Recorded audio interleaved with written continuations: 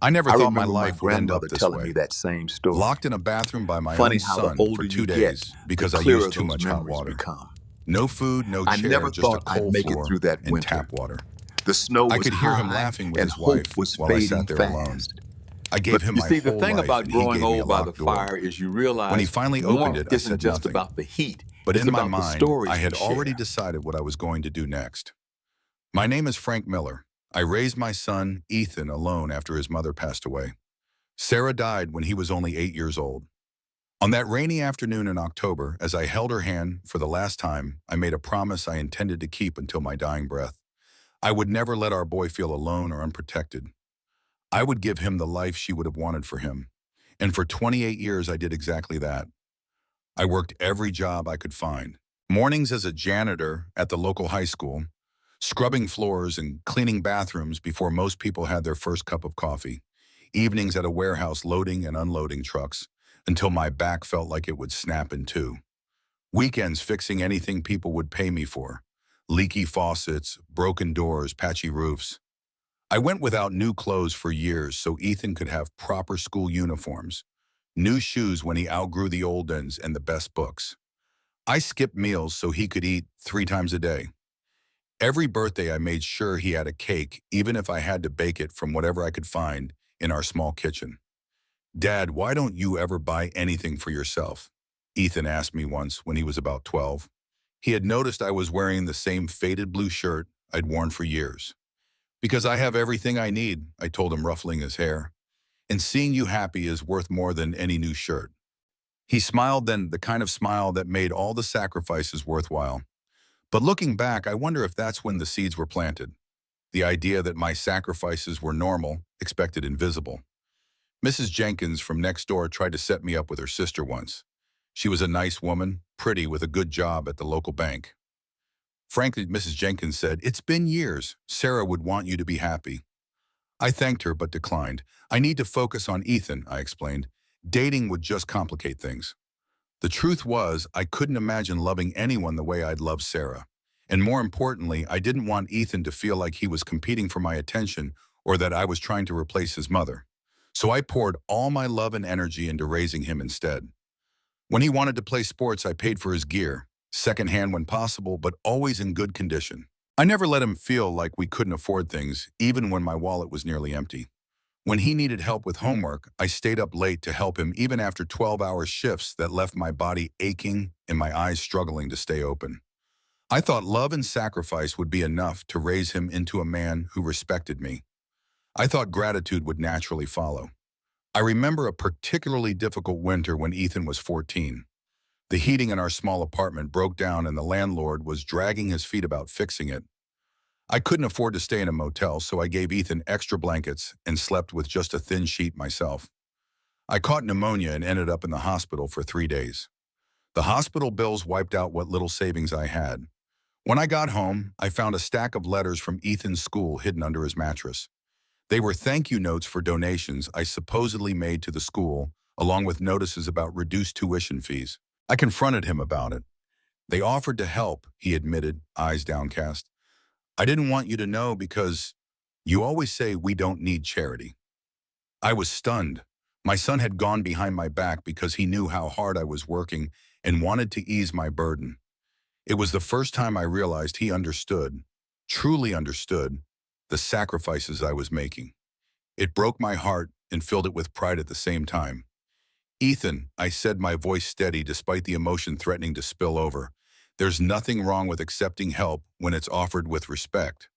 But I need you to be honest with me. We're a team, you and me." He nodded, and I thought we had reached an understanding that would carry us through life. I was wrong. As Ethan grew older, he excelled in school.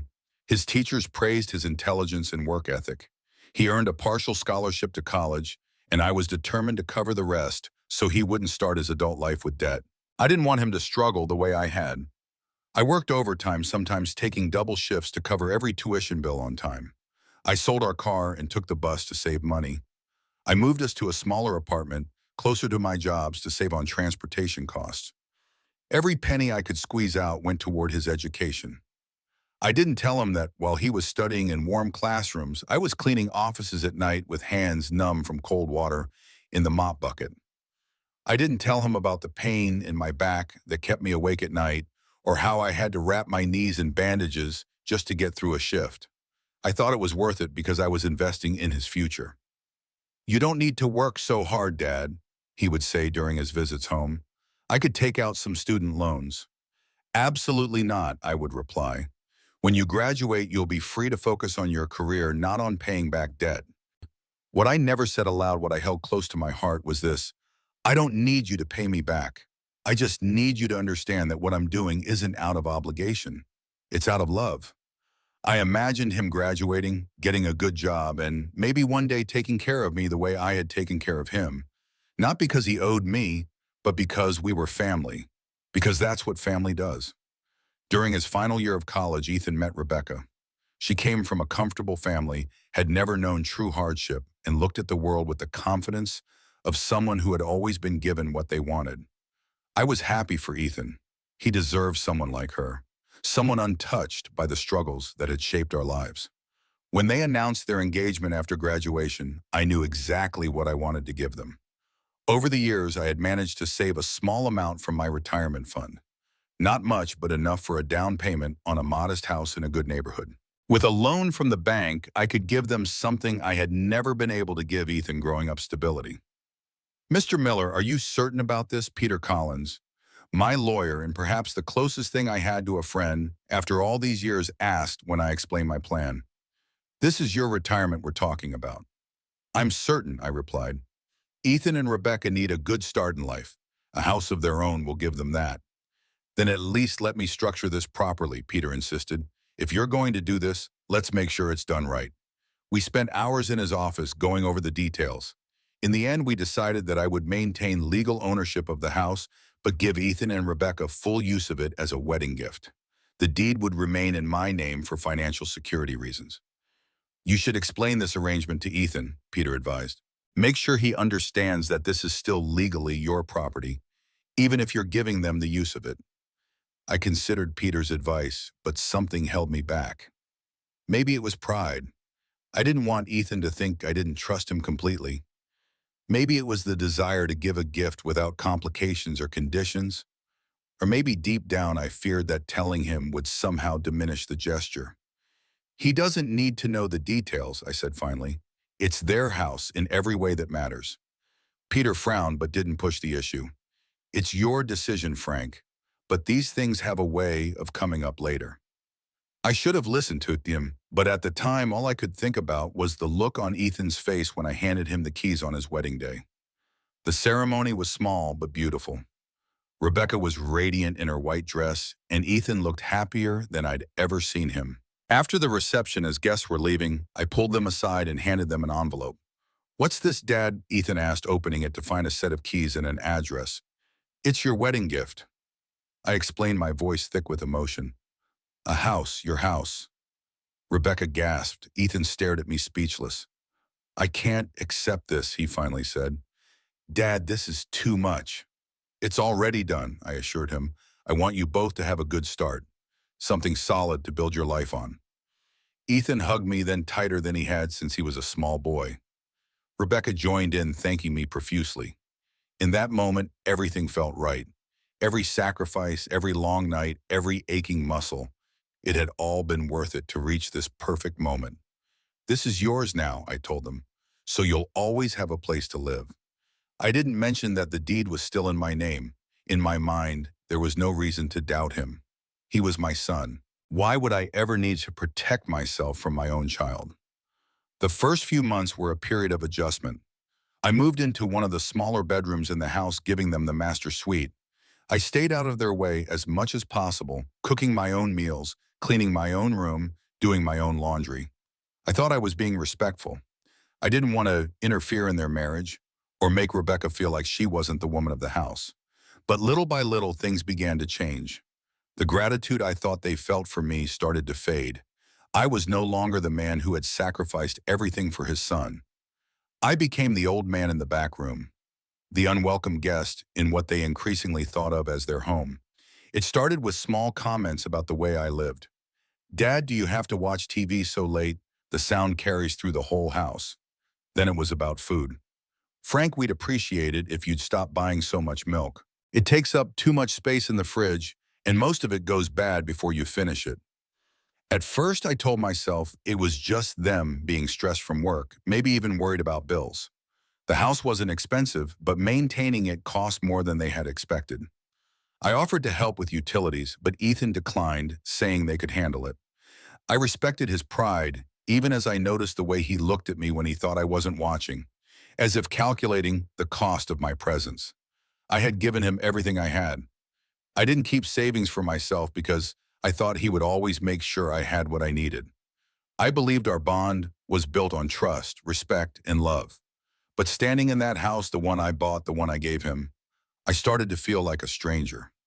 I could sense it in the way he avoided sitting with me, the way Rebecca barely spoke to me, the way they whispered behind closed doors and stopped when I walked in. Looking back, I think the problem started when I made life too easy for him. He never had to fight for anything the way I did. He never knew what it was like to be cold hungry and still have to go to work. He never learned how heavy sacrifice feels on a man's back. Because of that, he didn't value what he was given. And maybe, just maybe, he didn't value me anymore either. I still remember the day I first noticed his patience had run out. I had been fixing the garden fence in the back. It was something I always did to keep the place nice, to contribute in some small way. Ethan came outside, saw me working, and instead of saying thank you, he asked, "Why are you making noise right now? I'm trying to relax." I laughed it off, thinking maybe he was having a bad day. But inside it hurt. It hurt because I realized he didn't see me as helping. He saw me as a bother. Even then, I didn't let my mind go to the dark place. I still thought, he's my son. He'll come around. I thought about all the years I'd been there for him. How could he forget the man who carried him on his shoulders when he was too tired to walk? The man who worked himself sick so he could live without debt? The man who gave him a house without asking for a penny in return? I told myself blood was stronger than irritation, that deep down he still respected me. One afternoon, I was in the kitchen making myself a sandwich when I overheard Rebecca talking to her mother on the phone in the living room. She didn't know I was there. "It's just so frustrating, Mom," she was saying, her voice low but clear.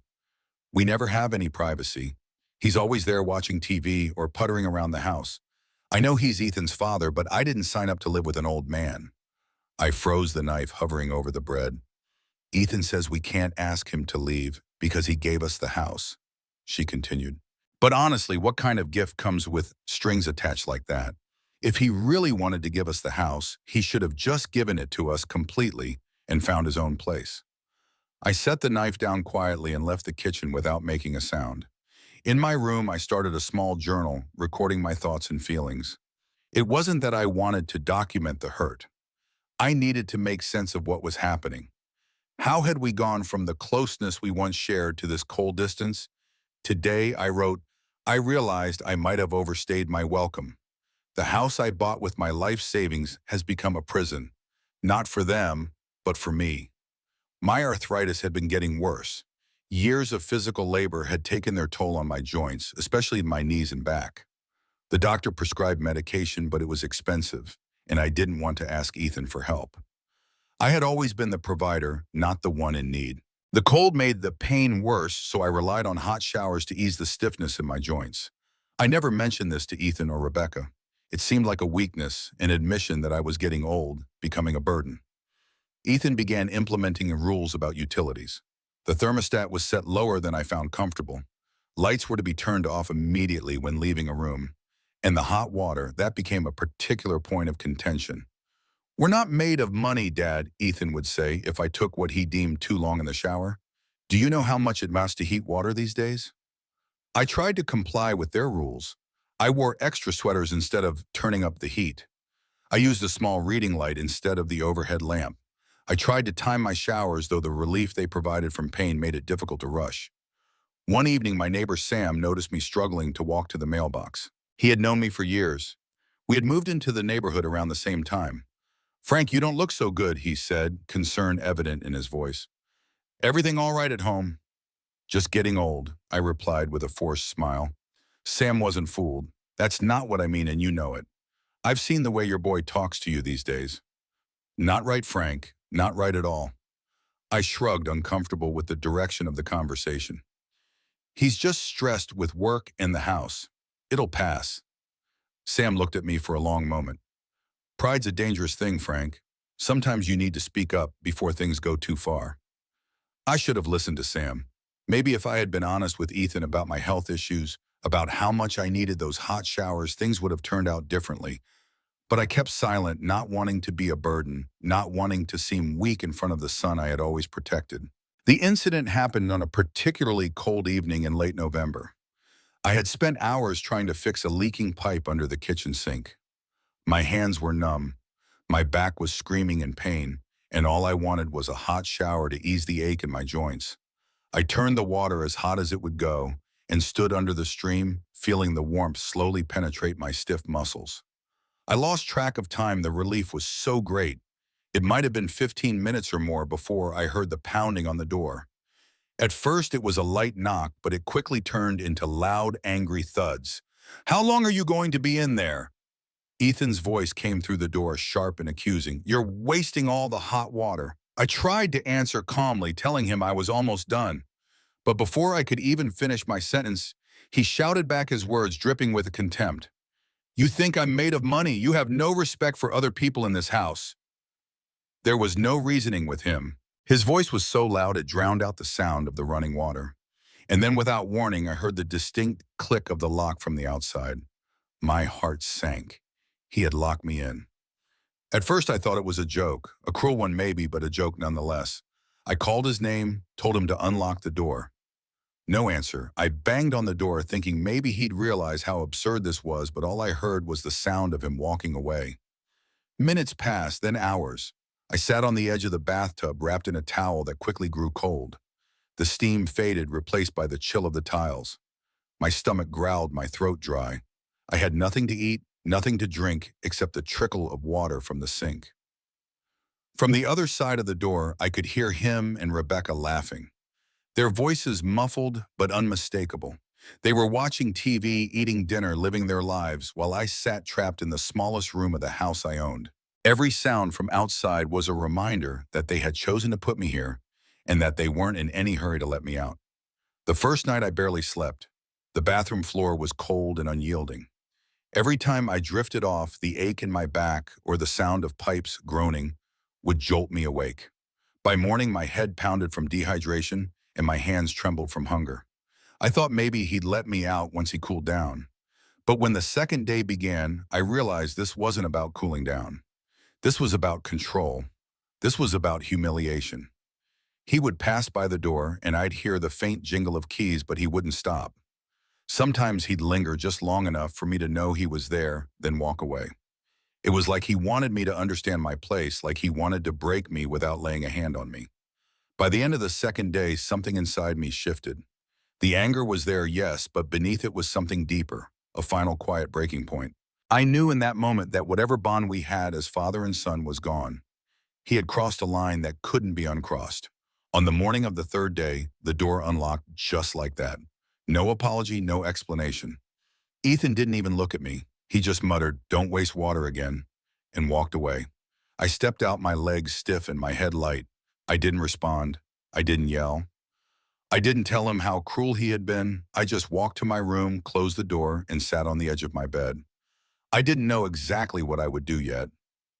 But I knew one thing: this house, the roof over his head, the walls he thought belonged to him, they were mine. And before long, they wouldn't be his anymore. For 2 days, I had been a prisoner in a house I owned, treated worse than a stranger by the son I had raised with love and sacrifice. As I sat on the edge of my bed, staring at the wall, I realized that I had been imprisoned long before Ethan locked that bathroom door. I had been living in a cage built from my own expectations, my own hopes for gratitude and respect that would never come. I opened the small drawer in my nightstand and took out the journal and had started keeping. I began to write not in anger, but with a strange, calm clarity that surprised even me. "There comes a time," I wrote, "when a man must acknowledge that what he believed was love might have been something else entirely. Not on my part. I loved my son with every fiber of my being. But love that isn't returned becomes a weight that drowns you slowly. Today, I choose to swim." The first thing I needed was to confirm what I already knew. The deed to the house was still in my name. I had kept it in a small safe hidden in my closet, along with other important documents. My will, Sarah's death certificate, the life insurance policy that had helped us survive after she passed. The safe had remained untouched for years. I reached up to the top shelf of my closet where I kept a box of old tools and fished out the key from a small envelope taped to the bottom of the box. I opened the safe and there it was. The deed with my name printed clearly at the top, date stamped and notarized. Legal proof that this house, the one Ethan and Rebecca treated as exclusively theirs, still belonged to me. I carefully returned the deed to the safe, locked it, and replaced the key in its hiding place. Then I did something I hadn't done in years. I called Peter Collins, my lawyer. "Frank Miller," I said when his secretary put me through, "I need to discuss the house." "Frank," Peter's voice was warm, genuinely pleased to hear from me. "It's been a while. Is everything all right?" "No," I said simply, "everything is not all right. But it will be. Can I come see you tomorrow?" He must have heard something in my voice because he didn't ask questions. He just said, "Of course, first thing in the morning, 9 o'clock. That night I made dinner for myself as usual, a simple sandwich and soup. I ate alone in my room, listening to the sounds of Ethan and Rebecca moving around the house, talking, laughing. Once I heard my name mentioned, followed by hushed whispers, and then Rebecca's distinct giggle. I slept fitfully, my body still aching from 2 nights on the bathroom floor, my mind racing with thoughts of what would come next. But beneath the physical discomfort and mental turmoil, there was a strange sense of peace. I had made my decision. The uncertainty was gone. Now there was only the plan. The next morning I left the house early before Ethan and Rebecca were awake.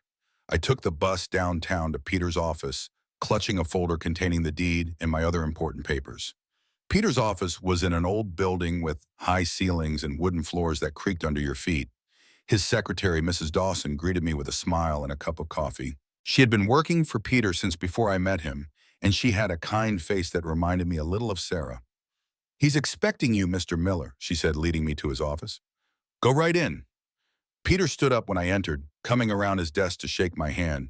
He was a few years younger than me, with graying hair at his temples and glasses that made him look scholarly and trustworthy. "Frank," he said, gesturing for me to sit, "you look tired. What's going on?" I sat down heavily in the chair opposite his desk. For a moment, I didn't know where to begin.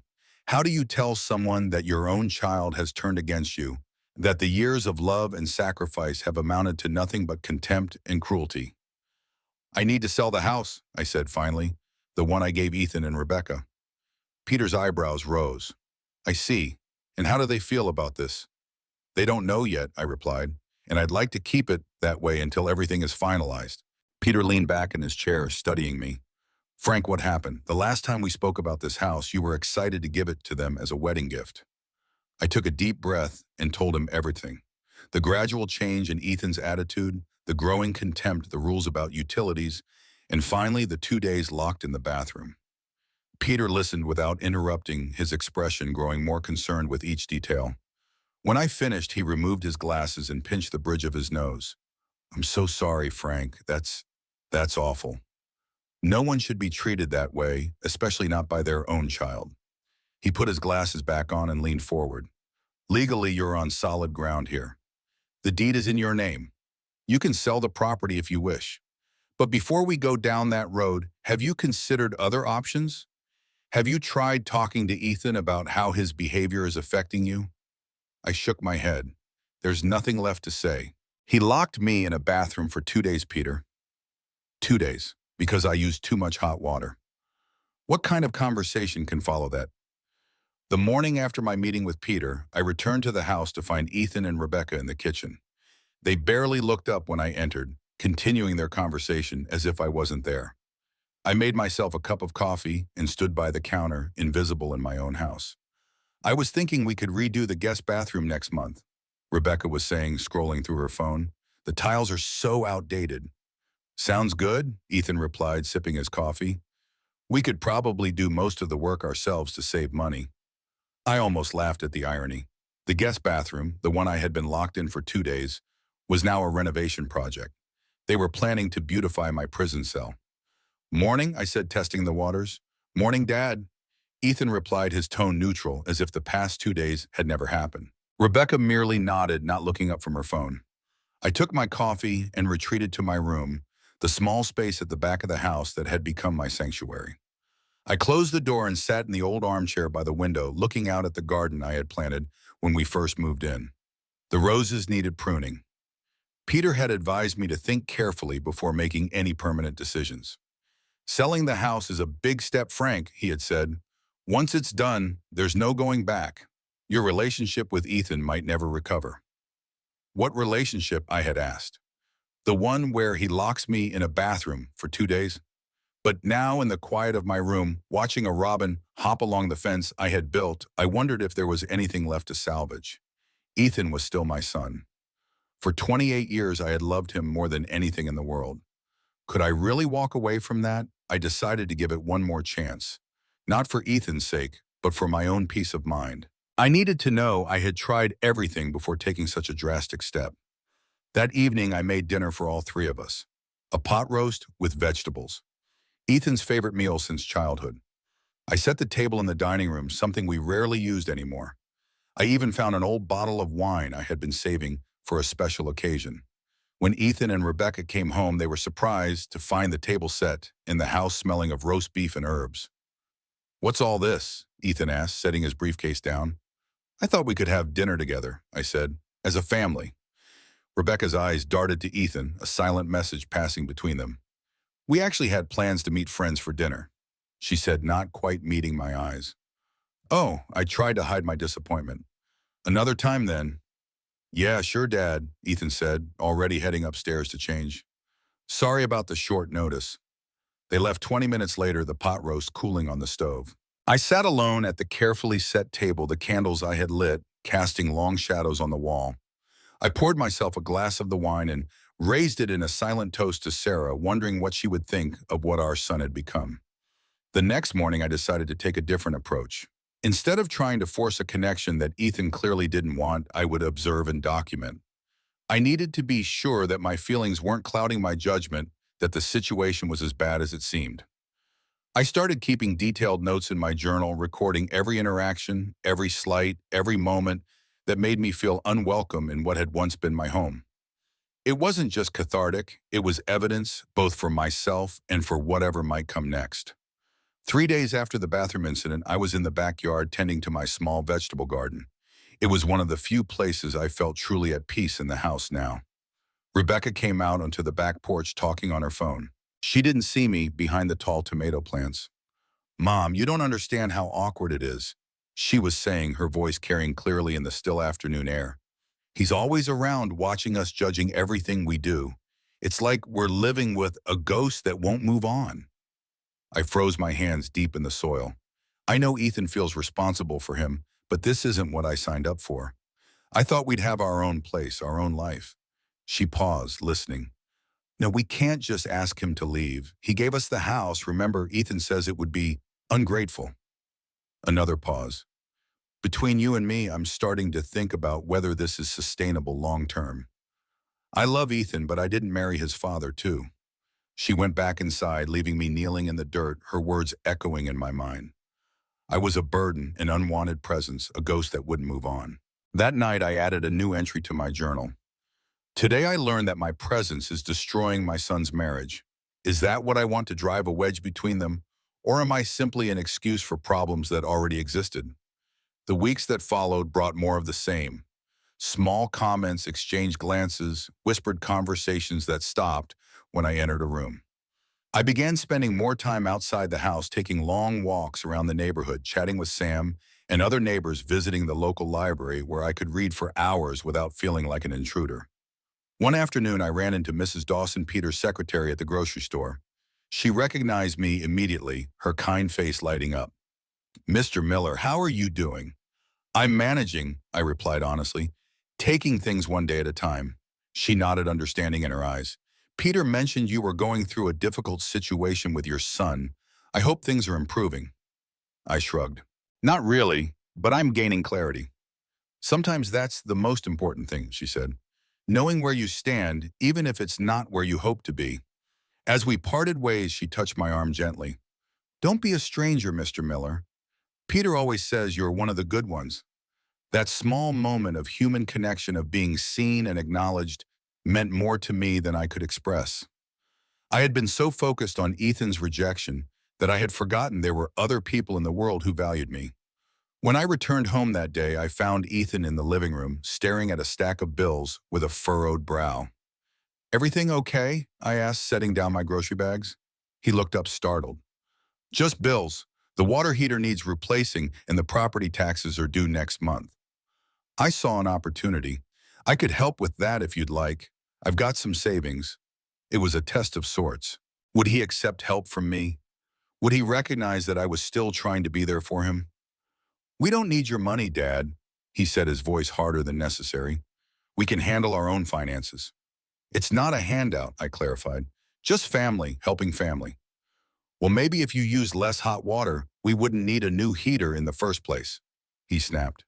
There it was, the blame, the resentment, the implication that my very presence was a problem. I retreated to my room without another word, my decision crystallizing with each step.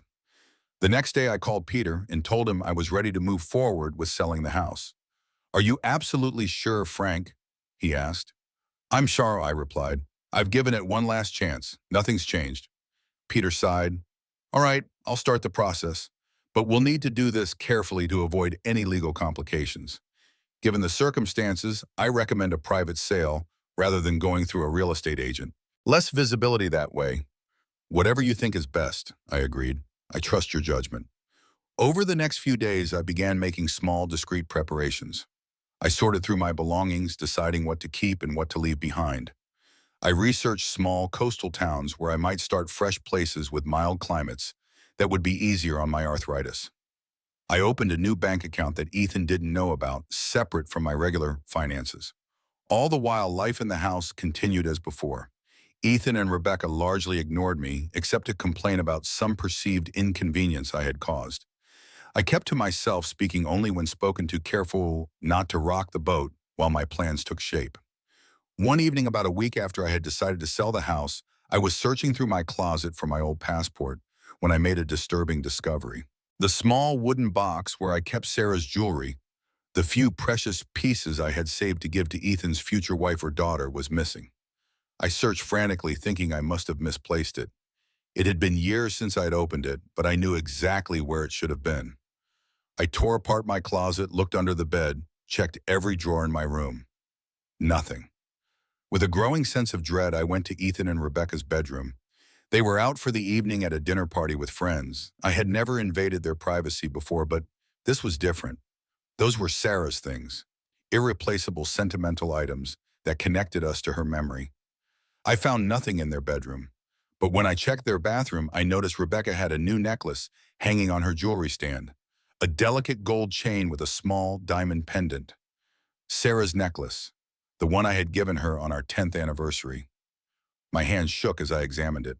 There was no doubt it was Sarah's, which meant Ethan had taken the box from my room and given the jewelry to his wife without asking me, without even mentioning it. I carefully replaced the necklace and left the yard's room, closing the door quietly behind me. Back in my own space, I sat on the edge of my bed, a strange calm settling over me. Any doubts I had about selling the house vanished in that moment. Ethan hadn't just taken my dignity and my place in his life. He had taken the last physical connections I had to his mother. That was the night I stopped seeing him as my little boy and started seeing him as the man he had become. Selfish, entitled, ungrateful. The next morning, Peter called with news. "I think I found a buyer," he said. "A young couple, first-time homeowners. They can pay cash, which simplifies things considerably. They're eager to close quickly." "How quickly?" I asked. "2 weeks, possibly less. I've drawn up the paperwork. All we need is your signature." 2 weeks. In 14 days, I could be free of this house, free of the constant reminders of my son's rejection, free to start a new life somewhere else. "Let's do it," I said. The following Saturday, while Ethan and Rebecca were at her parents' house for their monthly family dinner, I met Peter at his office to sign the papers. The sale was straightforward. The house would change hands in 12 days, with the funds deposited directly into my new account. The buyers would take possession immediately. "What about your living arrangements?" Peter asked as I signed the final document. "Where will you go?" I've rented a small apartment near the beach in Cheddar Cove, I told him. It's a quiet town about 3 hours south of here. I'll move my things out the morning of the closing. Peter nodded, his expression a mixture of concern and understanding. And Ethan, when will you tell him? I had thought long and hard about this. Part of me wanted to be there to see his face when he realized what I had done, to witness the moment he understood that his actions had consequences. But a larger part, the part that had raised him, that had loved him unconditionally for so many years, couldn't bear to see his pain even now. I won't, I said finally. I'll be gone before he knows anything has changed. The new owners can explain. Frank, Peter said gently, he's still your son. Don't you think you owe him an explanation? I owed him a father who would protect him, provide for him, and love him, I replied. And I fulfilled that obligation for 28 years. I don't owe him anything else. But as the days passed and the date of my departure drew nearer, I found myself wrestling with that decision. Was I being too harsh? Was I allowing hurt and anger to dictate actions I might later regret? I thought about writing Ethan a letter explaining my reasons, offering him a chance to reach out when the dust settled. But every time I sat down to write, the words wouldn't come. What could I possibly say that would make him understand the depth of his betrayal? How could I express the pain of realizing that the child you sacrificed everything for sees you as nothing but a burden? 5 days before the closing date, I was clearing out the last of my belongings when I found an old photo album I had forgotten about. It contained pictures from Ethan's childhood, his first day of school, baseball games, camping trips, birthday parties. In every photo, he was smiling, his eyes bright with innocence and joy.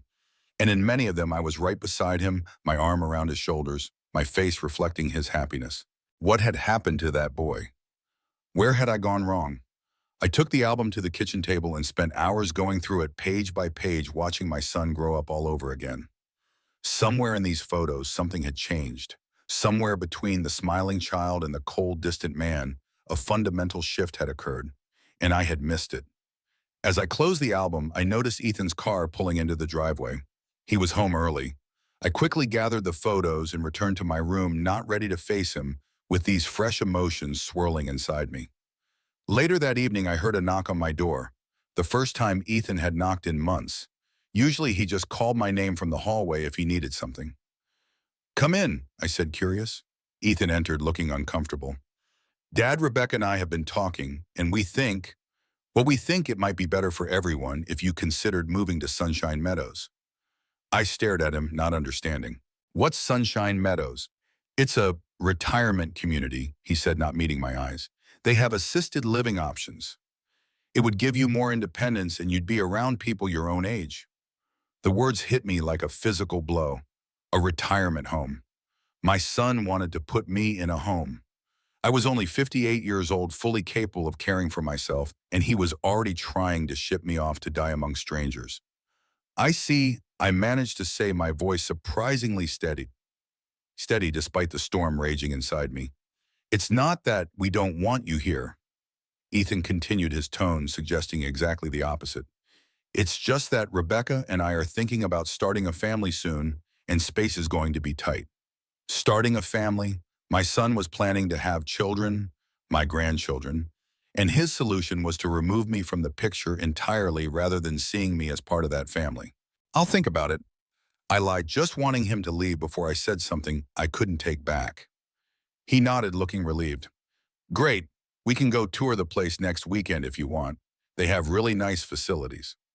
After he left, I sat in stunned silence for a long time. Then I opened my journal and wrote a single sentence. "Today, my son suggested I move to a retirement home so he could have more space for a family he hasn't even started." That night, I couldn't sleep. I kept thinking about what Ethan had said about the casual way he had suggested removing me from his life, as if all the years, all the sacrifices, all the love counted for nothing. In the early hours of the morning, I made a decision. I had been planning to leave a letter for Ethan, offering a chance for reconciliation once he had learned his lesson. Now I wasn't sure there would be a letter. Some betrayals cut too deep for words to heal. The next day, I went through my daily routine as if nothing had changed. I made breakfast, read the newspaper, worked in the garden. Ethan and Rebecca were both busy with their jobs, leaving early and returning late. They barely spoke to me, which suited my purposes perfectly. The less contact we had, the easier my departure would be. In the evening, while they were out at a movie, I packed the last of my belongings. Clothes, books, personal items that couldn't be easily replaced. Everything fit into 2 suitcases and a small box. It was surprising how little I needed to take with me. Most of my life's possessions were tied up in this house in memories that no longer served me. 3 days before the closing date, I received a call from Peter. "The buyers want to close early," he said. "They're eager to move in and all the paperwork is ready. Could you be out by tomorrow?" Tomorrow. The word sent a jolt through me. Was I ready to leave so soon, to cut ties with the life I had built, with the son I had raised? Yes, I heard myself say, "Tomorrow works." I made arrangements for a small moving truck to pick up my things first thing in the morning. I booked a hotel room in Cedar Cove for a few nights while I finalized the lease on my new apartment. Everything was falling into place with a speed that felt both terrifying and exhilarating. That evening, as I sat in my room, looking out at the garden for what would be the last time, I heard Ethan and Rebecca in the kitchen discussing their plans for the guest bathroom renovation. Their voices drifted down the hallway, carefree and animated, completely unaware that by this time tomorrow, they would no longer have a house to renovate. I thought about joining them, about sitting down at the kitchen table and telling them everything, giving Ethan one last chance to be the son I had raised him to be. But what would be the point? He had made his choices. Now it was time for me to make mine. In the morning, I woke before dawn. The house was silent, Ethan and Rebecca still asleep. I moved quietly, carrying my suitcases to the front door, making one final check to ensure I hadn't forgotten anything important. In my room, I looked at the bed where I had slept for the last time, the small desk where I had written in my journal, the window that framed the garden I would never tend again. So many memories in this space, both good and bad. I had decided to leave a letter after all. Not a long explanation or a plea for understanding, but a simple statement of facts. Ethan deserved to know that his actions had consequences, that the way he had treated me had led directly to this moment. I placed the envelope on the kitchen table where he would find it when he woke up. Inside was a single page with 3 paragraphs. "Ethan, by the time you read this, I will be gone, and so will this house. I have sold it to a young couple who will be taking possession today. They are aware of the situation and have legal documentation proving their ownership. You locked me in a bathroom for 2 days because I used too much hot water. You took your mother's jewelry without asking. You suggested I move to a retirement home so you could have more space. Each of these actions revealed how little you value me, how little respect you have for the father who sacrificed everything to give you a good life. I hope someday you understand what you've lost. Not just a house, but a father who loved you more than his own life. Dad." As I placed the letter on the table, I noticed something on the refrigerator. A brochure for Sunshine Meadows, the retirement home Ethan had mentioned. The cover showed smiling elderly people playing cards in a sterile-looking common room. This was what my son had planned for me. This was my future in his eyes. I took one last look around the kitchen, where I had cooked countless meals for Ethan, where I had watched him grow from a boy to a man. Then I picked up my suitcases and walked out the front door, closing it quietly behind me. The moving truck was waiting at the curb, the driver leaning against the hood, sipping coffee from a paper cup. He nodded at me as I approached. "Mr. Miller, ready when you are." I looked back at the house. My house, though not for much longer. The house I had bought with years of hard work, the house I had given to my son as a gift, the house that had become a symbol of everything that had gone wrong between us. "I'm ready," I said, and I was surprised to realize it was true. Despite the pain, despite the sense of loss, I felt lighter than I had in years. Free. As the truck pulled away from the curb, I didn't look back. I had spent too many years looking back, trying to hold on to something that no longer existed. Now it was time to look forward, to discover who Frank Miller could be when he wasn't defined by being Ethan's father. 3 hours later, I stood on a small balcony overlooking the ocean, the salt breeze cool on my face. My hotel room was simple but comfortable, with a view of the water and the rhythmic sound of waves breaking on the shore. My phone had been silent all morning. I imagined Ethan was still asleep, unaware that his world was about to change dramatically. Or perhaps he had found my letter, already was calling my old number in a panic, trying to understand what had happened.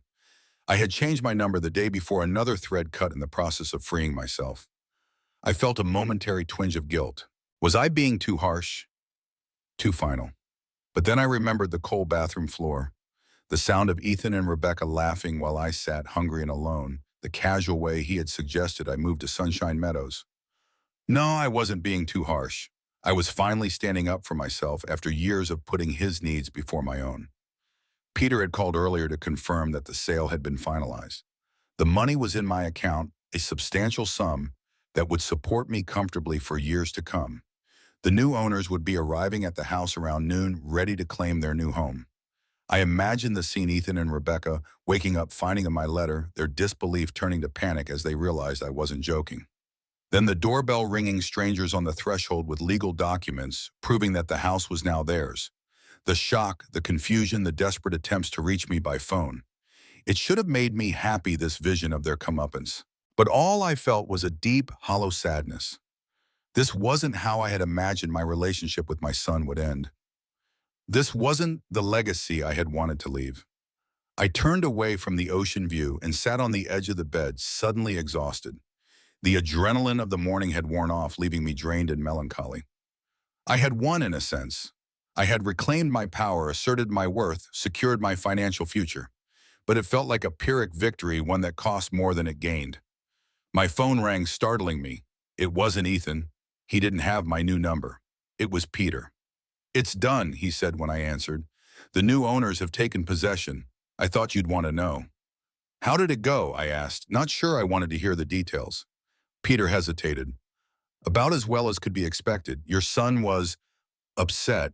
He threatened legal action, but I explained the situation clearly. The house was always in your name, Frank. He has no legal recourse." I closed my eyes, picturing Ethan's face contorted with anger and betrayal. And Rebecca, she was in tears. I think the reality hit her pretty hard. "They asked where you were, but I told them I wasn't at liberty to say." A heavy silence fell between us. "Did I do the right thing, Peter?" I finally asked, voicing the doubt that had been growing since I left the house. "That's not for me to say," he replied gently. "You did what you felt you had to do after being treated badly for a long time. Whether it was right or wrong, only time will tell." After we hung up, I lay back on the bed, staring at the ceiling. The distant sound of waves provided a rhythm to my thoughts, a constant reminder that life goes on, that tides rise and fall regardless of human dramas. I had imagined this moment for weeks, the moment when Ethan finally understood that his actions had consequences, when the comfort he had taken for granted was suddenly stripped away. I had thought it would feel like justice, like vindication. Instead, it felt like loss. One more loss in a life that had already seen too many. But there was no going back now. The house was sold, the money transferred, my old life left behind. All I could do was move forward one day at a time and hope that somewhere down the road there might be a chance for healing. As the afternoon sun cast long shadows across my hotel room, I opened my journal and wrote a new entry. Today, I left the house I bought, the son I raised, and the life I knew. Tomorrow, I start again. There is freedom in that, and fear and hope. Mostly hope. The sound of waves became my constant companion in the days that followed. My small hotel room in Cedar Cove offered a panoramic view of the ocean, its endless blue expanse stretching toward the horizon. Each morning I woke to sunlight filtering through gauzy curtains and the rhythmic percussion of water meeting shore. It had been 3 days since I left the house, 3 days since Ethan and Rebecca had discovered my letter and the new owners on their doorstep. 3 days of silence from the life I had left behind. Peter called daily with updates. Ethan had tried to contest the sale, claiming I wasn't of sound mind when I signed the papers. He had even threatened to sue Peter for facilitating what he called elder abuse. But the legal facts were clear. The house had always been in my name, and I had every right to show it. "He's angry," Peter told me during our most recent call. "Angry and confused. He keeps asking where you are, but I've kept my word. Your location is confidential." "Has he tried to understand why I did it?" I asked, hoping against hope that my actions had prompted some self-reflection on Ethan's part. Peter's hesitation told me everything I needed to know. He's mostly focused on the house, Frank. On what he's lost, not why he lost it. I thanked Peter for his update and ended the call, a familiar heaviness settling in my chest. Even now, Ethan couldn't see past his own sense of entitlement to recognize the pain he had caused. The apartment I had rented was almost ready, A small one-bedroom unit in a building 3 blocks from the beach. It came partially furnished, just enough for a man starting over, with 2 suitcases and a box of memories. I would be able to move in tomorrow. That afternoon, I walked along the shoreline, watching children build sandcastles and couples stroll hand in hand. Cedar Cove was primarily a vacation destination, but it had a small, year-round community of retirees and local business owners. The pace was slower here, the atmosphere more relaxed than the suburb where I had spent the last 3 decades. I found a bench facing the water and sat down, letting the sun warm my face. My arthritis had improved significantly since arriving here. Whether it was the warmer climate, the relief from stress, or some combination of both, I wasn't sure. But for the first time in years, I woke it without the familiar ache in my joints. As I watched the waves, I thought about the letter I had left for Ethan. Had it been too harsh? Not harsh enough. I had struggled with what to say, how to convey the depth of my hurt without sounding vindictive. In the end, I had opted for simplicity, a straightforward explanation of what I had done and why. My phone buzzed in my pocket, interrupting my thoughts. I expected it to be Peter with another update, but the number on the screen was unfamiliar. "Hello," I answered cautiously. "Is this Frank Miller?" A woman's voice, professional but warm. "Yes, it is." "Mr. Miller, my name is Laura Chen. I'm a reporter with the Cedar Cove Gazette. I understand you've recently moved to our town and have purchased property here." I frowned, wondering how she had gotten my number and how she knew about my move. "I'm not sure how that's newsworthy." "It might not be," she admitted, "except that your son has been quite vocal about the circumstances of your departure. He's given interviews to several news outlets in your previous hometown, claiming you're suffering from dementia and were manipulated into selling your house." My blood ran cold. Ethan was telling people I had dementia, that I had been manipulated. The irony would have been laughable if it wasn't so infuriating. "Mr. Miller, are you still there?" Ms. Chen prompted. "Yes," I said, finding my voice. "And I can assure you I do not have dementia. I'm perfectly sound of mind, and my decision to sell my house was made after careful deliberation." "Would you be willing to tell your side of the story?" she asked. "It seems like there might be more to this situation than what your son is sharing." I hesitated. The last thing I wanted was to air my family's dirty laundry in public. But if Ethan was spreading lies about my mental state, perhaps the truth needed to be told. "I appreciate your interest, Ms. Chen, but this is a private family matter. I'd prefer not to discuss it in the newspaper." "I understand," she said, sounding disappointed but respectful. "If you change your mind, please don't hesitate to call me. Sometimes telling your story can be therapeutic." After we hung up, I sat on the bench for a long time, watching the tide come in. Ethan was trying to paint me as a confused old man who didn't know what he was doing. It was a desperate attempt to salvage his reputation and possibly to build a case for invalidating the sale. That evening, I called Peter and told him about the reporter's call. "I was afraid something like this might happen," he sighed. "Ethan came to my office yesterday demanding to know where you were. When I refused to tell him, he said he'd find other ways to resolve the situation. I guess this is what he meant." "Can he actually contest the sale based on claims that I have dementia?" I asked, worried, despite my confidence in the legal paperwork. "Not successfully," Peter assured me. "We have the medical records from your physical last month, which show no signs of cognitive impairment. Plus, the documentation for the sale is airtight, but he could make things unpleasant for a while." "He already has," I said wearily. "Frank," Peter said, his voice gentle, "have you considered talking to him directly? Not to give in, but to explain your side without the emotion of the moment?" I had considered it more times than I cared to admit. But each time I remembered the cold bathroom floor, the sound of Ethan's laughter while I sat hungry and trapped the casual way he had suggested I move to a retirement home. The pain was still too raw. "Not yet," I told Peter. "Maybe someday, but not yet." The next day I moved into my new apartment. It was smaller than my room in the old house, but it was mine in a way that space had never been. The living room had a large window overlooking a small courtyard where residents gathered to chat in the evenings. The bedroom was just big enough for a double bed and a dresser. The kitchen was compact but functional. I spent the day arranging my few belongings, making the space feel like home. I hung a couple of pictures on the walls, not family photos, which carried too many painful memories, but landscapes I had found at a local thrift store. I stocked the refrigerator with fresh food from the farmer's market. I put my books on the small shelf in the living room. By evening, the apartment had begun to feel like mine. I sat on the sofa, a comfortable second-hand piece I had bought that morning, and looked around at my new domain. It was modest, but it was peaceful. No one would lock me in the bathroom here. No one would suggest I move to a retirement home to make space for their unborn children. No one would treat me like an unwelcome guest. For the first time in years, I felt truly at home. The next few weeks fell into a pleasant routine. I woke early each morning, made coffee, and walked to the beach to watch the sunrise. The arthritis in my knees had improved so much that I could now walk several miles without pain. I would return to my apartment for breakfast, then spend my days exploring the town, reading at the local library, or chatting with neighbors. Cedar Cove had a small but active senior center where I began taking a pottery class on Tuesday afternoons.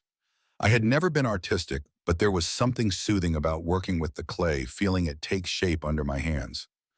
My first attempts were laughably bad lopsided bowls and mugs that leaked, but I found myself looking forward to the class each week. It was at the senior center that I met Margaret. She was a widow in her early 60s with silver-streaked dark hair and laugh lines around her eyes. She taught the pottery class and owned a small gallery in town where she sold her work. "You're new here," she observed during my third week in her class. "Cedar Cove or just the center?" "Both," I replied. "I moved here about a month ago." "From where?" "Up north," I said vaguely. I had become cautious about sharing too many details of my previous life. Margaret seemed to sense my reticence and didn't press. Instead, she showed me how to center the clay on the wheel, her hands guiding mine with gentle pressure. "The secret," she said, "is to find the center and work from there. If your foundation isn't steady, nothing else will be." It felt like advice for more than just pottery. After class, she invited me to join her and some other students for coffee at the cafe next door. I hesitated, my instinct for solitude warring with the unexpected desire for company. "Come on," she urged with a smile. "No one should drink coffee alone if they don't have to." I went and found myself enjoying the easy conversation, the laughter, the simple pleasure of being part of a group. These people knew nothing about my past, about Ethan, about the house. They accepted me as I was, just Frank, the new guy with the terrible pottery skills. As weeks turned into months, my new life took on a comfortable shape. I volunteered at the local library 3 mornings a week, shelving books and helping with children's story hour. I joined a walking group that met at the beach on Saturdays. I became a regular at Margaret's gallery, where I would sit and read while she worked on new pieces. We never discussed my past, and she never pushed for details. But one evening, as we walked back from dinner at a local seafood restaurant, she said quietly, "You know, Frank, whatever you're running from, and we're all running from something, it doesn't define you. Not unless you let it." I stopped walking, startled by her insight. "Is it that obvious?" She shrugged. "Only to someone who's done some running herself. The way you change the subject when certain topics come up. The way you check your phone but never make calls. The way you sometimes get this faraway look like you're seeing something the rest of us can't." I didn't know how to respond, so I said nothing. "You don't have to tell me," Margaret continued. "Just know that if you ever want to talk, I'm a pretty good listener." That night, I lay awake thinking about Margaret's words. Was I running? I had thought of my move as an act of liberation, a reclaiming of my dignity and independence. But perhaps there was an element of escape as well. Running from the pain of Ethan's betrayal, from the memory of those 2 days locked in the bathroom, from the knowledge that the child I had raised with so much love could treat me with such callous disregard. 6 months after leaving the house, I received a letter forwarded by Peter. The envelope had no return address, but I recognized Rebecca's handwriting immediately. For a long moment, I just held the letter, uncertain whether I wanted to read it. What could she possibly say that would make any difference? Now, finally, curiosity won out, and I carefully opened the envelope. Inside was a single sheet of paper covered in Rebecca's neat, precise script. "Frank, I don't know if this will reach you, but I had to try. Ethan doesn't know I'm writing to you. Things have been difficult since you left. We found an apartment, but it's small and expensive. Ethan lost his job last month. Budget cuts, they said, but I think the stress of everything affected his work.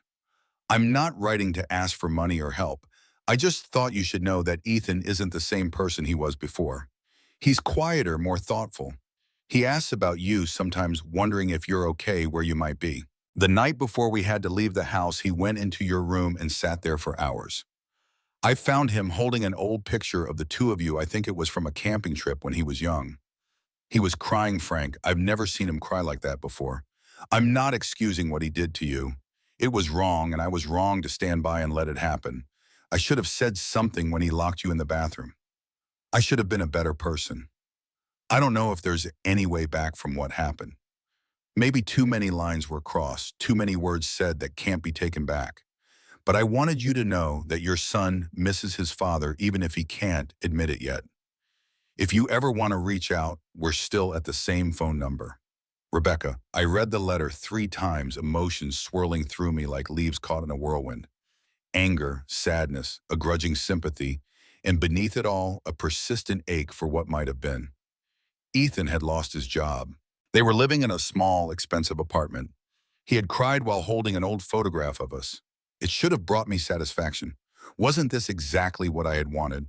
For him to understand the consequences of his actions, to feel some measure of the pain he had caused me, but all I felt was hollow. I carefully folded the letter and put it back in the envelope. I wasn't ready to respond, wasn't sure I would ever be ready. But I didn't throw it away either. Instead, I placed it in the small box where I kept Sarah's wedding ring and the few photos I had brought with me from the old house. That evening, I told Margaret about the letter over dinner at her house. I had begun spending more time with her in recent weeks, drawn to her warmth, her wisdom, and her unfailing ability to make me laugh.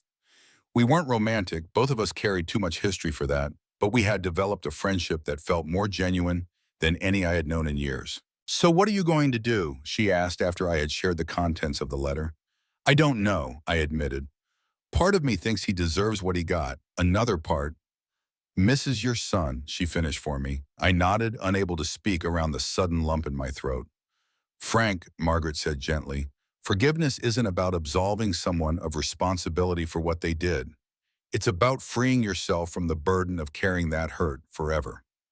"I'm not sure I'm ready to forgive," I said honestly. "That's okay too," she assured me. "There's no timeline for healing. Just don't close the door on the possibility." A week later, I received a call from Peter. Ethan had come to his office again, this time without threats or accusations. He had simply asked for a way to contact me, a chance to talk. "I told him I couldn't give out your information without your permission," Peter said. "But he seemed different, Frank, more humble. He said he just wanted to apologize." "What do you think?" I asked, trusting my old friend's judgment. Peter was quiet for a moment. "I think he's sincere. Whether that's enough, only you can decide." I thanked him for the information and promised to think about it. And I did think about it for days afterward. I thought about it during my morning walks on the beach, during pottery class, during quiet evenings in my apartment. I thought about the son who had once looked at me with such trust and love. I thought about the man who had locked me in a bathroom for 2 days. I thought about the broken figure Rebecca had described crying over an old photograph. Could people change? Could wounds this deep ever truly heal? I wasn't sure. But I was beginning to realize that I needed to find out, not for Ethan's sake, but for my own.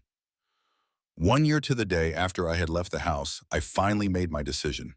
I called Peter and gave him permission to share my phone number with Ethan. "Are you sure?" Peter asked, concern evident in his voice. "I'm sure," I replied. "It's time." The call came 3 days later. I was sitting on my small balcony watching the sunset paint the sky in shades of orange and pink when my phone rang. Unknown number. I took a deep breath and answered. "Hello." Silence on the other end, then a hesitant voice I would have recognized anywhere. "Dad, is that you? It's me, Ethan." Another pause, longer this time. I could hear his breathing, slightly uneven, as if he was struggling to maintain control. I don't know where to start," he finally said. "The beginning is usually good," I suggested, keeping my tone neutral. "Dad, I'm sorry." The words came out in a rush. "I'm so sorry for what I did to you, for how I treated you. There's no excuse, I know that, but I need you to know that I regret it every day." I said nothing, waiting for him to continue. "After you left, after we lost the house, everything fell apart. I lost my job, Rebecca and I separated for a while. It was like the universe was punishing me for what I did to you. And the worst part was, I deserved it. I deserved all of it." "Ethan," I began, but he cut me off. "Please, Dad, let me finish. I've rehearsed this so many times in my head, and if I don't say it all now, I might never get it out. I fell silent listening as my son poured out his heart. He talked about the shock of finding my letter, the disbelief when the new owners arrived at the door. He talked about the anger that had consumed him. At first, the desperate attempts to fight the sale, the public accusations of dementia. I was so blind, he said, his voice breaking, so convinced that I was the victim. It took months for me to see the truth, that I had driven you away, that I had treated you like a stranger in your own house, that I had become someone I never thought I could be. As he spoke, I felt something shift inside me, a loosening of the hard knot of anger and hurt that had lived in my chest for the past year. The day we had to leave the house, I went into your room, Ethan continued. I found that old photo album, the one with pictures from when I was a kid. Remember that camping trip to Lake Tahoe? When I fell in the lake and you jumped in to save me, even though the water was freezing. I remember, I said softly. It had been one of our best trips, just the two of us against the wilderness. You were always there for me, Ethan said. Ways, and how did I repay you? By locking you in a bathroom because you used too much hot water, by suggesting you move to a retirement home at 58, by treating you like a burden instead of the father who gave me everything. I heard a muffled sob, then the sound of Ethan clearing his throat. I don't expect you to forgive me, Dad. What I did, it's unforgivable. But I needed you to know that I understand now. I understand what I lost, and it wasn't just a house. We talked for almost 2 hours that night, not about reconciliation or forgiveness. Those would come later, if they came at all, but about the past year, about the changes in our lives. Ethan told me about his new job at a smaller company, about the apartment he and Rebecca had moved into after patching things up, about the therapy he had been attending, to understand why he had treated me the way he had. I think part of it was that you made everything look so easy, he admitted. You worked so hard, made so many sacrifices, but you never complained. You never made me feel like a burden. So when I became an adult, I had no model for how to handle stress, how to deal with frustration. I took everything out on you because you were the safe one, the one who would always love me no matter what. It was a painful insight, but an honest one. Perhaps in trying to protect Ethan from the harsh realities of life, I had unwittingly failed to prepare him for them. At the end of the call, Ethan asked the question I had been dreading. Can I see you, Dad, face to face? I hesitated. Was I ready for that, to see my son again, to confront the physical reality of him after a year of separation? Not yet, I said finally, but maybe soon. Let's keep talking for now. He accepted my decision with a grace that surprised me. The old Ethan would have pushed, would have tried to get his way immediately. This Ethan, this new, more reflective version of my son, simply said, I understand, whenever you're ready.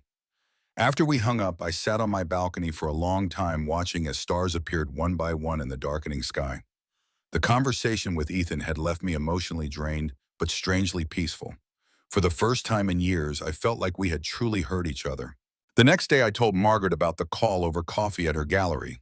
She listened without interrupting, her eyes warm with understanding. So what happens now? She asked when I had finished. I don't know, I admitted.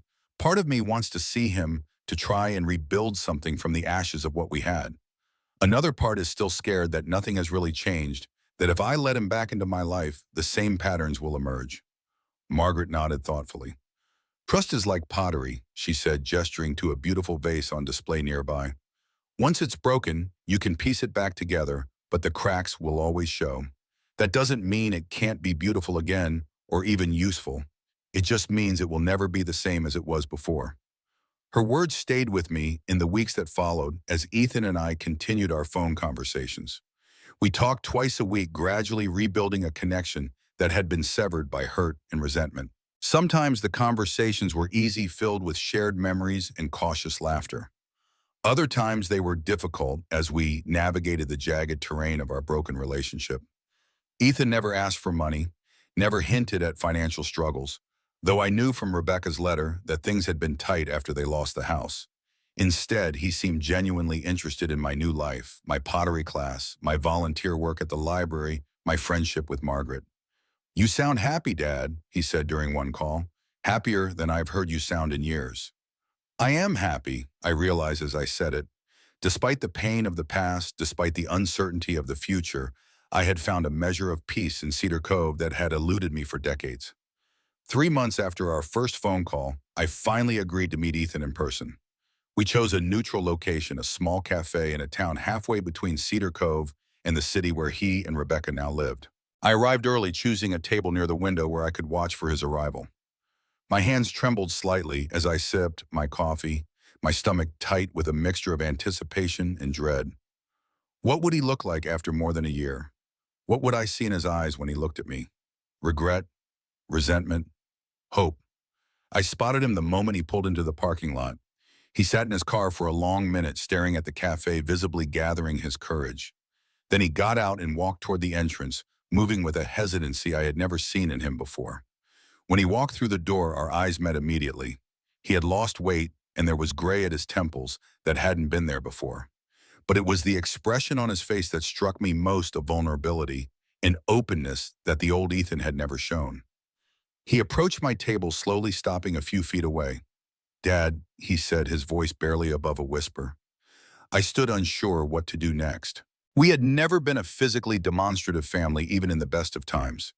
But something in Ethan's face, a flicker of the little boy he had once been, broke through my hesitation. I opened my arms, and my son stepped into them, his shoulders shaking with silent sobs. "I'm sorry," he whispered against my shoulder. "I'm so sorry." We sat and talked for hours, our coffee growing cold as we navigated the complex terrain of forgiveness and redemption. Ethan showed me pictures of the apartment he and Rebecca had moved into, a modest two-bedroom in a quiet neighborhood. He told me about his new job at a small architectural firm where he had started at the bottom, despite his experience. "It's humbling," he admitted, "but in a good way. I needed to learn humility." I told him more about my life in Cedar Cove, about the peace I had found in my small apartment by the sea, about the friendships I had formed, especially with Margaret. "She sounds special," Ethan observed. "Are you two—" John, I shook my head. "Just good friends. We've both lived enough life to know what we want and don't want." As our conversation drew to a close, Ethan broached the subject I had been dreading. "Dad, about the house." "The house is gone, Ethan," I said firmly. "Sold to a young couple who needed it more than you did. That chapter is closed." He nodded, accepting my words without argument. "I understand, but I want you to know that I don't blame you for selling it. You had every right to do what you did. I just wish, I had appreciated what I had before I lost it." It was a sentiment I understood all too well. How many times had I wished I had appreciated Sarah more before she was taken from me? How many times had I wished I had recognized the first signs of Ethan's changing attitude before it was too late? We both made mistakes. I said, surprising myself with the admission. I should have been clearer about the house, about its ownership. I should have talked to you directly when I felt things changing between us. I should have stood up for myself long before it reached the point of you locking me in a bathroom. Ethan winced at the memory, but nodded. "We have a lot to learn about how to talk to each other." "Yes," I agreed, "we do." As we prepared to leave, Ethan asked the question I had been waiting for. "Can I come visit you in Cedar Cove sometime? Maybe with Rebecca? She'd like to see you two, to apologize in person." I considered his request. Was I ready to welcome them into my new life, to let them see the home I had created for myself after leaving the one we had shared? "Yes," I said finally. "I think that would be good, but not right away. Let's take this slowly, one step at a time." Ethan nodded, relief washing over his face. "Thank you, Dad, for giving me a chance I don't deserve." As we walked to our cars, Ethan hesitated, then asked, "Do you think you'll ever be able to forgive me? Truly forgive me?" I looked at my son, this complex mixture of the boy I had raised and the man he had become, and felt the last remnants of my anger begin to dissolve. "I already have," I realized aloud.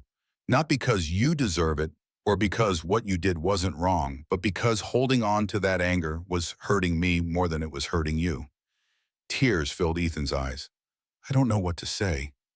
"You don't have to say anything," I told him. "Just do better. Be better, not for me, but for yourself." We embraced one last time before parting ways, the physical connection bridging some of the distance that still remained between us. It wasn't a perfect reconciliation; those exist only in fairy tales. But it was a beginning, the tentative first step toward rebuilding what had been broken. As I drove back to Cedar Cove that evening, watching the sunset paint the sky in shades of gold and crimson, I felt lighter than I had in years. The weight of anger and betrayal that I had carried for so long had finally begun to lift. I thought about the house, the one I had bought with years of hard work, the one I had given to my son as a gift, the one I had taken back in an act of defiance and self-preservation. It had been the center of our story for so long, the physical manifestation of all that had gone wrong between us. But houses, I realized, are just structures of wood and stone. They can be bought and sold, built and demolished. The true foundations of our lives are not made of concrete, but of the connections we form, the love we give, and receive the forgiveness we offer when it's hardest to do so. I pulled into the parking lot of my apartment building as the last light faded from the sky. Margaret was waiting on the front steps, a warm smile on her face. "How did it go?" she asked as I sat down beside her. "It was a start," I said. "A good start." She nodded in understanding the complexity behind those simple words. "Life rarely gives us neat endings, does it? Just new beginnings if we're brave enough to take them." I thought about Ethan, about the long road ahead of us, about the work still to be done. I thought about the house that was no longer mine and the home I had found here in Cedar Cove. I thought about Sarah and what she would think of the man I had become, stronger, wiser, more willing to stand up for myself, but also more capable of forgiveness. New beginnings. I agreed, taking Margaret's hand in mine. "I think I'm ready for those." As we sat together under the stars, I felt a sense of peace that had eluded me for too long. The last house, the physical structure that had been the battleground for so much pain, was gone. But the foundation of family damage, though it was, remained. And on that foundation, however cracked and imperfect, there was still room to build something new. Not a house this time, but a home. A home defined not by walls and deeds, but by understanding, respect, and the kind of love that survives even the deepest betrayals. A home that exists not in a physical space, but in the connections we choose to nurture and the forgiveness we find the strength to offer. It wouldn't be easy. There would be setbacks, misunderstandings, old wounds reopened, and new ones created. But for the first time in years, I believed it was possible. And that, I realized as I looked up at the vast expanse of stars above us, was enough for now.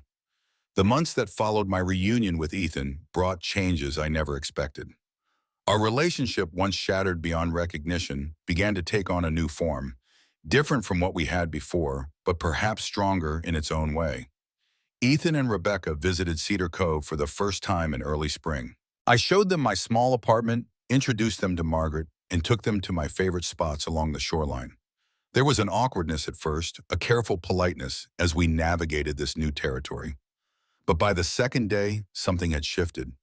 The tension eased, replaced by a tentative warmth. "Your place suits you, Dad," Ethan remarked as we walked along the beach. "I've never seen you look so at peace." It was true, the constant pain in my joints had diminished to an occasional twinge. My face had lost the pinched, anxious expression I hadn't even realized I'd been wearing. I slept deeply each night, lulled by the distant sound of waves.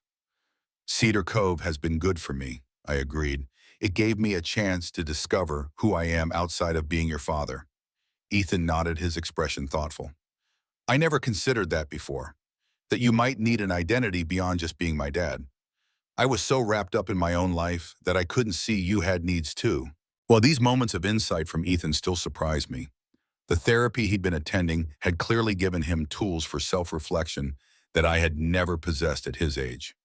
During their visit, Rebecca pulled me aside while Ethan was helping Margaret move some pottery in her studio.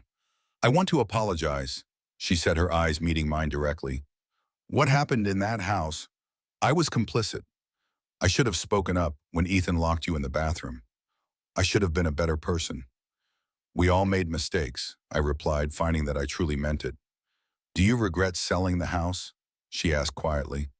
I considered her question carefully. "I regret that it came to that point. I regret not communicating better, not standing up for myself sooner. But the actual selling, no. It was necessary. For all of us, I think." Rebecca nodded. "It woke us up, made us look at ourselves in ways we'd been avoiding." She hesitated, then added, "We're expecting a baby. Due in September." The news hit me with unexpected force. A grandchild. Despite everything, despite the wounds still healing between us, life was moving forward. Congratulations, I said, meaning it. You'll be wonderful parents. We hope so, she replied. We're trying to learn from past mistakes to be better than we were. When they left 2 days later, the goodbye was different from our meeting at the cafe. Less raw emotion, more genuine connection. We had found a way to be together that acknowledged the past without being defined by it. We'll call you once a week, Ethan promised, and maybe you could come visit us next month. See the apartment. I agreed, surprised by how much I wanted to see the life they were building. Summer brought more changes. Margaret and I grew closer, our friendship deepening into something neither of us had expected at this stage of life. We never used the word love. It seemed too simplistic for the complex bond between us. But there was tenderness there and understanding and a quiet joy in each other's company. I never thought I'd find this again. Margaret confessed one evening as we sat on my balcony watching the sunset. After Robert died, I assumed that part of my life was over. I know what you mean, I replied, thinking of Sarah and the years of loneliness that had followed her death. It's different this time, though, more deliberate somehow. Margaret smiled, the fading light catching the silver in her hair. When you're young, love feels like fate. When you're older, you realize it's a choice you make every day. I visited Ethan and Rebecca's apartment in July. It was small but comfortable, decorated with care despite their limited budget. They had converted the second bedroom into a nursery, the walls freshly painted a soft green. We don't know if it's a boy or girl yet, Rebecca explained. We wanted to be surprised. I noticed a familiar photograph on their living room wall. Ethan and me at Lake Tahoe, both of us laughing after I jumped into the freezing water to save him. It was the photo he'd been holding the night before they had to leave the house. Mom took that, Ethan said, following my gaze. It's one of the few pictures we have with all three of us in a way. Her behind the camera, us in front of it. The mention of Sarah didn't bring the usual pang of loss. Instead, there was a gentle nostalgia, a recognition of how her love had shaped both our lives. That night, after Ethan and Rebecca had gone to bed, I sat in their living room looking at the life they had created. It wasn't the large house I had bought them with its spacious rooms and manicured garden. It was smaller, humbler, but it felt more like a home than that house ever had. The baby, a boy they named Michael Frank Miller, was born on September 12th. I drove up immediately when Ethan called, arriving at the hospital just hours after the birth. The sight of my son holding his son, the wonder and fear and love in his eyes brought back memories of the day Ethan was born, when I had held him with the same mixture of awe and terror. Would you like to hold him? Ethan asked, carefully transferring the tiny bundle to my arms. As I looked down at my grandson's face, so new and yet somehow familiar, I felt a surge of emotion too complex to name. Joy, certainly. Pride. A fierce protectiveness. And something else. A sense of continuity of life moving forward despite our mistakes and missteps. He has Sarah's eyes, I whispered, noticing the distinctive shape. I thought so too, Ethan replied, his voice thick. I wish she could have seen him. She can, I said simply, and Ethan nodded understanding. In the months that followed, I split my time between Cedar Cove and visits to Ethan and Rebecca's. Margaret often came with me, her presence a steady comfort as we navigated this new chapter in our lives. She had a gift with the baby, a natural ease that made Michael gurgle with delight whenever she held him. You're good with him, I observed during one visit, watching her rock Michael to sleep. I had practice, she replied with a soft smile. 2 children, 4 grandchildren. They grow up so fast, Frank. Don't miss a moment of it. I took her advice to heart, treasuring the time I spent with my grandson. I read him stories, sang off-key lullabies, and watched in amazement as he began to recognize me, his tiny face lighting up when I entered the room. One afternoon, while Michael napped and Rebecca was at work, Ethan and I sat on their small patio drinking coffee. Dad, he said hesitantly, I've been thinking about something. Rebecca and I have been saving, and we're almost ready to start looking for a house again. Something modest, but with a yard for Michael. I nodded, pleased by their careful planning. That sounds sensible. The thing is, he continued, we could use some advice. Not money, he added quickly, just guidance. You've always been good with practical matters, and I trust your judgment more than mine when it comes to these things. The simple admission that he valued my opinion, that he recognized my wisdom in areas where he felt uncertain, meant more than any apology or grand gesture could have.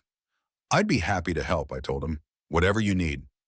As winter approached, bringing cool breezes to Cedar Cove and the promise of holidays, I reflected on the journey of the past 2 years. From the man who had been locked in a bathroom by his son, to the grandfather who now divided his time between two homes, between the family he had rediscovered and the new life he had built. The house, that physical structure that had been the site of so much pain, was gone from our lives. But what it represented, the mistakes, the betrayal, the harsh lessons, remained with us, transformed now into something useful rather than destructive. One evening, as Margaret and I walked along the beach under a sky ablaze with stars, she asked, "Do you ever think about what would have happened if you hadn't sold the house, if you had stayed?" I considered her question carefully, listening to the rhythm of the waves. "I think we would have continued as we were. Me growing more resentful, Ethan more entitled. The patterns were too ingrained by then. We needed the break, as painful as it was." Margaret nodded, understanding. "Sometimes we have to lose everything to find what matters." And sometimes, I added, thinking of my son, my grandson, and the woman beside me, what we rebuild is stronger than what we lost. As we turned back toward town, the lights of Cedar Cove twinkling in the distance, I felt a profound gratitude for the path that had led me here. Not just for the good parts, the peace I had found, the connections I had made, but for the painful ones as well. The betrayal that had forced me to stand up for myself. The loss that had pushed me toward a new beginning. The hard-won wisdom that came from seeing both the worst and the best in those we love. The last house, the one I had bought, given away, and then reclaimed, was no longer mine. But in losing it, I had found something far more valuable, the knowledge that home isn't defined by walls or deeds or legal ownership. It's defined by respect, by understanding, by the willingness to forgive without forgetting the lessons learned along the way. As Margaret and I reached my apartment building, I looked up at the sky once more, at the vast expanse of stars above us. Sarah was up there somewhere, I like to think, watching over all of us. Me, Ethan, Rebecca, and little Michael. Watching as we stumbled and fell and picked ourselves up again. Watching as we learned finally how to treat each other with the dignity and care we all deserved. "Come on," Margaret said, taking my hand. "Let's go home." And so we did, walking together toward the warm light of my apartment, toward the future we were building, one careful step at a time. In the end, that's all any of us can do. Move forward, carrying the past not as a burden, but as a map, a guide to territories we need not visit again. The house is gone, but the home remains, rebuilt on stronger foundations than before. That, I've come to believe, is the true meaning of liberation.